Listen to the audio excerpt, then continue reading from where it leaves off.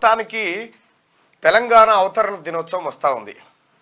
ఈ తెలంగాణ అవతరణ దినోత్సవం వివాదాస్పదమై కూర్చుంది. తెలంగాణ రాష్ట్ర ప్రభుత్వం గత రాచరిక పోకడలకు చిహ్నంగా కనిపిస్తున్నటువంటి ఆ ఎంబ్లంను మార్చాలనేది తెలంగాణ రాష్ట్ర ప్రభుత్వం మేధావులతోటి నిన్న కొంతమంది నిపుణులతోటి మాట్లాడి తీసుకున్నటువంటి నిర్ణయం. ఇది కాకుండా జయ జయ హే తెలంగాణ జననీ జయ కేతనం అనేటువంటి గీతం ఏదైతే ఉందో ఆ గీతానికి ఏది సంగీతం ఎంఎం కీరవాణి గారు అందించడం, తెలంగాణలో ఉన్నటువంటి సంగీత కళాకారులను విస్మరించడం అనేటువంటి చర్చ తెర మీదకి వచ్చింది. మరి నిజంగా అందులో మార్చాల్సిన అంశాలేంటి? అలాగే ఈ టీఎస్టీజీ కూడా దీన్ని కూడా చాలామంది వ్యతిరేకిస్తూ ఉన్నారు. సో అందులో ఎవరి ప్రయోజనాలు ఏంది, దీన్ని మార్చడం వల్ల ఏమేం జరుగుతూ ఉంది, ఏం కథ అనేది మనం ఒకసారి చూసుకుంటే, తెలంగాణ సింబల్ ఏదైతే ఉందో రాజముద్ర, ఆ రాజముద్రకు సంబంధించి కాకతీయ తోరణాలు లేకపోతే గోల్కొండ కోటలు ఇట్లా రాజులు పరిపాలించినటువంటి గొప్ప గొప్ప వ్యవహారాలు అందులో ఉన్నట్టుగా కేసీఆర్ చెప్పుకుంటూ వచ్చిండు. అయితే ఇది రాజరికం కాదు, ఇది ప్రజాస్వామ్య దేశం, ప్రజాస్వామ్య రాష్ట్రం.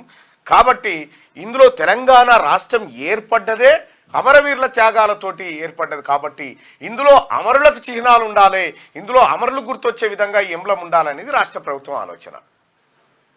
అయితే కేసీఆర్ అండ్ బ్యాచ్ ఏమంటదంటే అమరులకేం సంబంధం, అమరుల వ్యవహారం సంబంధం లేదనేటువంటి విధంగా వాళ్ళు మాట్లాడుతున్నారు.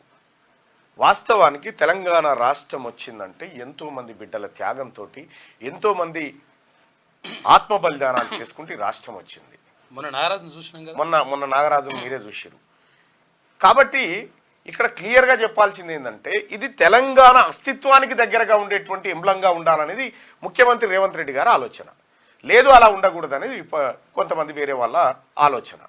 సరే, ఏదేమైనప్పటికీ కాంట్రవర్సీ ఇది. ఇక రెండో అంశం తీసుకుందాం.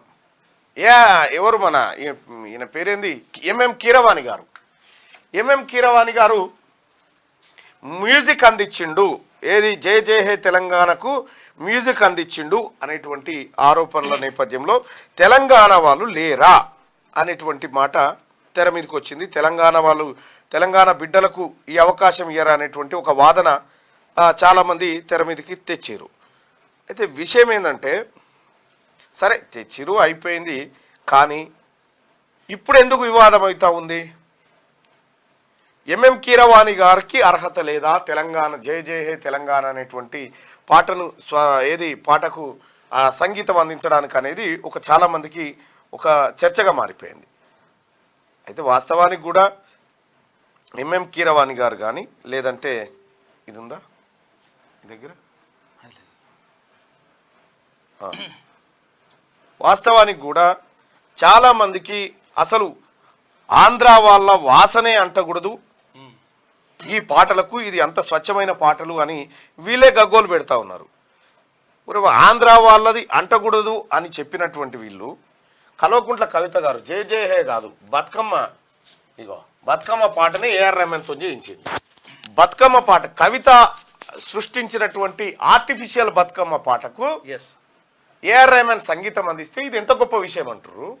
మరి అదే ఆస్కార్ విజేత జయ జయ హే తెలంగాణ అనేటువంటి ఒక పాటకి సంగీతం అందిస్తే ఇది తప్పని అంటారు. వాళ్ళయ్య అంటుండే ఇట్లా, ఇప్పుడు వాళ్ళయ్య వాళ్ళన్న.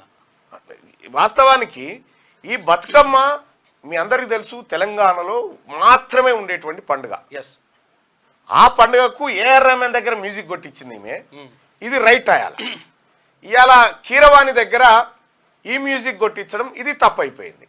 ఇగో ఈ వీళ్ళేమో ఇటు సైడ్ నుంచి ఏది ప్రభుత్వ అనుకూల వర్గమేమో కవిత చెప్పిన విషయాలను, ప్రభుత్వ వ్యతిరేక వర్గమేమో ఏఆర్ రెహమాన్ ఆంధ్ర పర్సన్ అనేటువంటి మాట చెప్తా ఉన్నారు.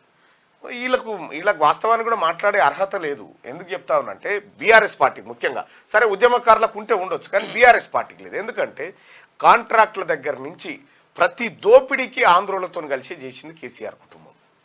కాబట్టి వాళ్ళకు అర్హత లేదు. ఇప్పుడు వాళ్ళ ముందు ఏ ఆప్షన్ ఉందంటే ఎందుకు ఈ అంశాన్ని తెర మీదకి తెచ్చారు, ఎందుకు ఇది చర్చనీయాంశం చేసింది BRS party and KD media. KD media అంటే తెలుసు కదా, ఇవే కేటీఆర్ పెట్టుకున్న యూట్యూబ్ ఛానళ్ళు. ఈ కేడి మీడియా ప్లస్ ఈ బీఆర్ఎస్ పార్టీ కలిసి ఏం చేస్తుందంటే ఫోన్ ట్యాపింగ్ వ్యవహారం భారీగా తెర మీదకి వచ్చి కన్ఫెషన్ స్టేట్మెంట్ రాగానే ఈ అంశం నుంచి ప్రజల దృష్టి మళ్లించడానికి ఈ అంశాన్ని తెర మీదకి తెచ్చింది. అంతే అంతే తప్ప కానీ ఇది దీంట్లోకి ఇండెప్త్ అక్కడ ముఖ్యమంత్రి గారు కూడా క్లియర్గా చెప్పిండు. ఆ పాటకు సంబంధించిన స్వరకల్పన ఇంకో అంశం. పాడిన బిడ్డ కూడా ఎవరో కాదు, ఫస్ట్ వాడిని అయినా ఆంధ్ర అయినా, ఇప్పుడు వాడిని అయినా తెలంగాణ అయినా, అప్పుడు రామకృష్ణ గారు వాడింటారు, ఇప్పుడు వాడిని అయినా తెలంగాణ అయినా నికార్సైంది. సరే అది ఏం పెట్టినా కూడా ఆ రాసినటువంటి కవికి దీనికి ఏ గొంతు అయితే బెటరు, ఏ వ్యవహారం అయితే బెటర్ అనేది చూసుకుంటారు సహజంగా. చూసుకొని మీరు బీఆర్ఎస్ పార్టీని ఖండాంతరాలు దాటించి విశ్వవ్యాప్తం చేస్తారని బయలుదేరిన మునగాళ్ళు మరి ఈ పాటకు మంచి సరుకు ఎక్కడ ఉంటే అక్కడ తీసుకుంటామనేటువంటి మాట అందశ్రీ గారు చెప్పినారు. జాతీయ పార్టీ ఏమో కదా, అన్ని రాష్ట్రాల నుండి కూడా మరి ఇవన్నీ కూడా ఆదరించాలి, ఇవన్నీ ఉంటాయి కదా లెక్క. మరి మరి ఆయాలో చెప్పకపోయినరయ్యా కేసీఆర్ కేటీఆర్ గారు, అక్కినే నాగార్జున సపోర్ట్ మాకెందుకయ్యా, చిరంజీవి సపోర్ట్ మాకెందుకయ్యా అని ఎందుకు చెప్పకపోతే ఆంధ్రోళ్ళు కదా అని. ఎందుకు ఈ బడివాయి మాటలు చేస్తావు కేటీ డ్రామారావు? ఆంధ్రులో ఒకవేళ కాలుకి ముళ్ళిరిగితే నేను విషయం ఏంటంటే వీటిని వివాదాస్పదం చేయడం వల్ల అసలు ఫోన్ ట్యాపింగ్ వ్యవహారం వీళ్ళ దొంగ వ్యవహారాలన్నీ పక్కదారి పడతాయి అనేది వీళ్ళ ఆలోచన. కానీ ఈ రామనికి అర్థం కాని విషయం ఏంటంటే నీ కేడి మీడియా దగ్గర కంటెంట్ ఉండదు, డబ్బా కొట్టుకుంటూ పోతుంది, ఓన్లీ డబ్బా. ఈ కేడి మీడియా విశ్వసనీయత చైనా వస్తువు లాంటిది. చైనా వస్తువుకి ఎంత వ్యాలిడిటీ ఉంటుందో వీటికి అంతే.